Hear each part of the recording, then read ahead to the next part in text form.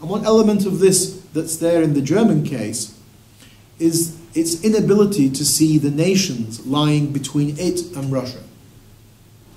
Now, there's been a breakthrough in the case of Poland, of course. It took a long time.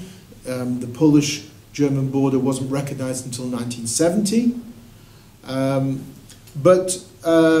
And there has been, of course, progress since the collapse of the communism and the unification of Germany in the relationship between Poland and Germany.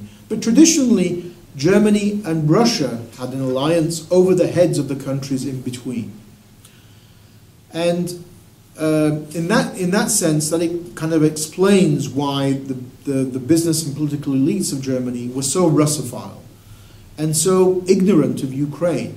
I mean, in the political science and international relations field, for example, I know hardly nobody from Germany and in the academic world who follows contemporary Ukraine. Many people follow contemporary Russia, but not contemporary Ukraine.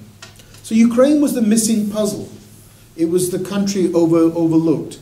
And it's surprising for many reasons, because one argument made by some experts as to why this is the case is because Germany has this great guilt complex vis-a-vis Russia, because of what happened in World War II. The worst atrocities, crimes, Jewish Holocaust was undertaken, of course, in the East, not in the West. But that's rather a mythical reason. I mean, after all, the Nazis occupied only a very small percentage, less than 10% of Russian territory. And Russians didn't suffer the most. They occupied the most in that region, Poland, Belarus, and Ukraine. And the big killing grounds, if we look at Timothy Snyder's book, Bloodlands, the big killing grounds were those three countries. Belarus lost half of its population in World War II.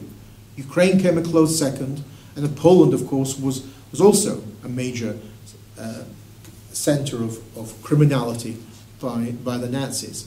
So if the Germans should be sympathetic towards what they did, to the crimes that they committed in World War II, their sympathy should go out to the Belarusians, Ukrainians, and Poles, not to the Russians.